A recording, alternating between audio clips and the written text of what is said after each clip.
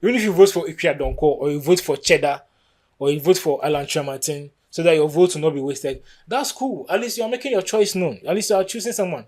But don't just throw your votes away in the sense that you are not going to vote. At least use your vote. These guys are looting our resources. These guys are destroying our water bodies. These guys are perverting justice. These guys are taking so much. These guys are destroying. They are defrauding us.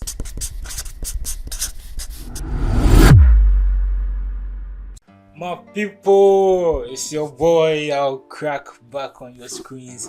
First of all, I know, right? I've been gone for too long. I'll admit it. So let me give you my unqualified apology for that. We are still here, and I thank God for giving me the grace to come back.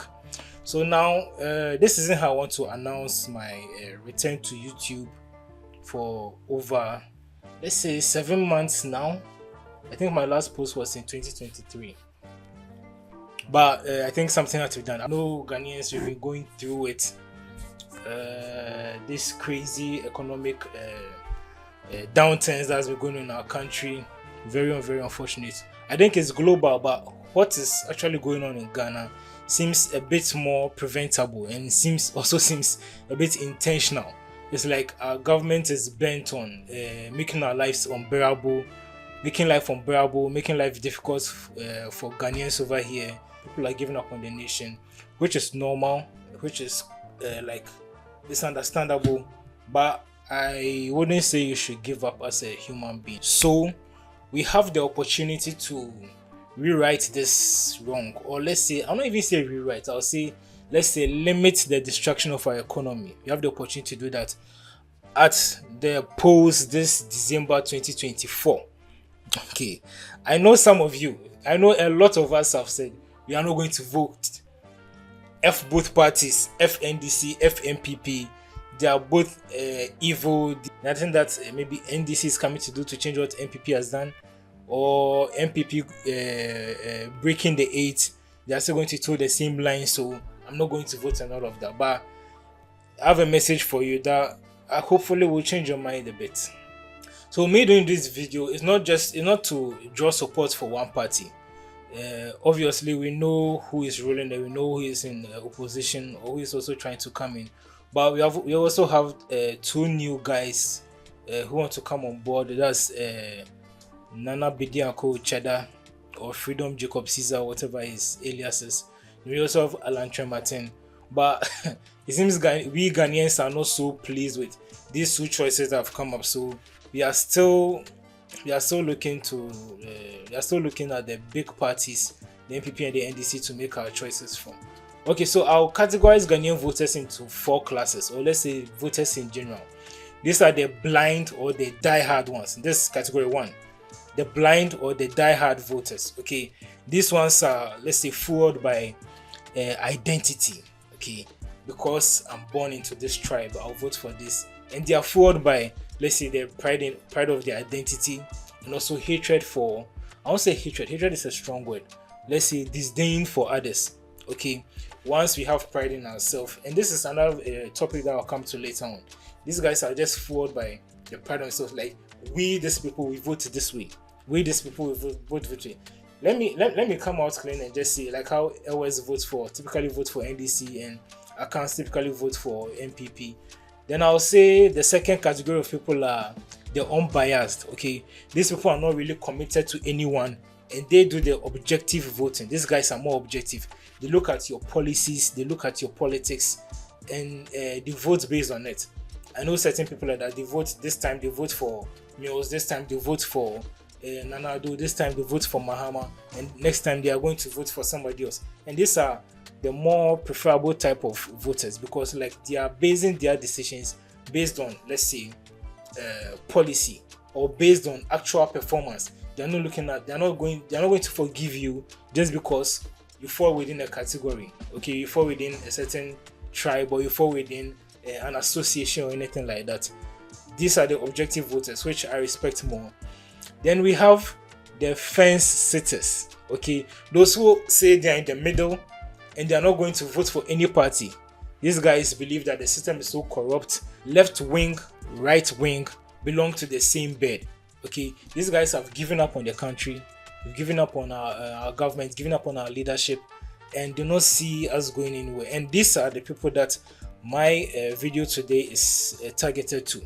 I would say undo that mindset. I was also going to be a fence sitter, and I had that mentality, let's say about 4 years ago. And I was even arguing with someone in a certain WhatsApp group, an entrepreneurship WhatsApp group, that I'm not going to vote for anybody because, like, at the end of the day, these guys will do the same thing. And I also don't want to bear that guilt of bringing this person into power only for him to disappoint me. Then I realized that whether I vote or not, whoever comes to sit on the throne, let me use throne for this, whoever comes to sit on that political seat or throne or whatever it is, his policies and actions and decisions are still going to affect me no matter what.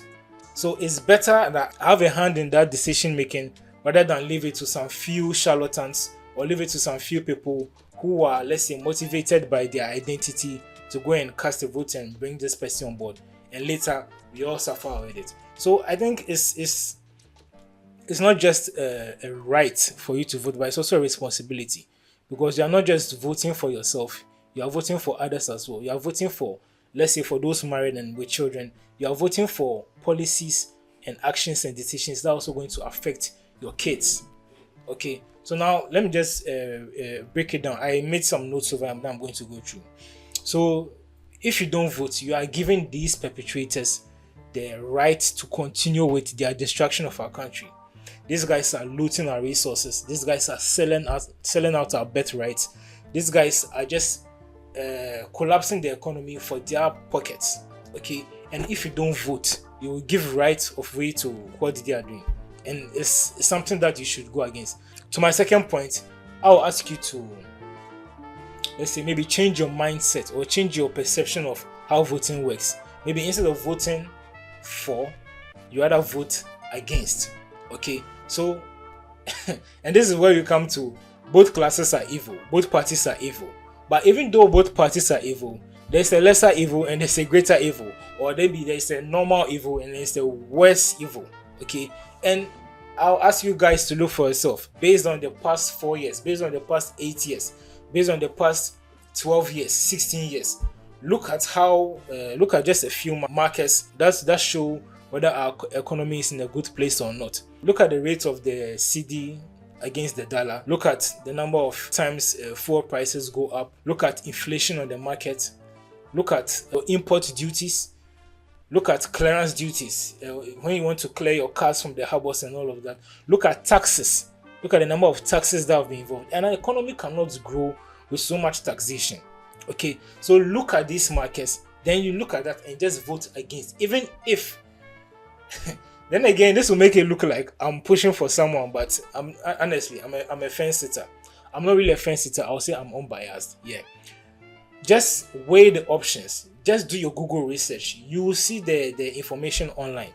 This guy, what did he come to do? This guy, what did he come to do? Then from there, you make a decision. My third point would be just the threat of stolen votes. Okay, I'll say that though digitization has come to make things very convenient and easy, now our ID cards, our national IDs, is also digitized. Okay, so what if those in power, they're realizing that, okay, this guy hasn't cast a vote, they having access to your biometrics and to your name, your full name and all of that, then try to cast a vote on your behalf? What if, I'm not saying that there's something going to be like that, but it's a possibility. Because with your Ghana card, your 10 fingers have been recorded, and I'm sure, I'm dead as sure that they have access to it. It can be used for whatever they want to. It's not just for keeping records. I don't think that system is so encrypted that whoever cannot get access to it. Your Ghana card has all your thumbprints, okay, your fingerprints and all. It also has your full name. When you get to the polling center, what do? You show your ID with your full name. The next thing you do is to give your thumbprint and you are off there. Okay, nothing else is going to track whether you were here or not. So what if they, realizing that these set of guys have not voted, decide to borrow your thumbprint to to vote for themselves or to push it for one candidate. You see that's where election stealing comes into play.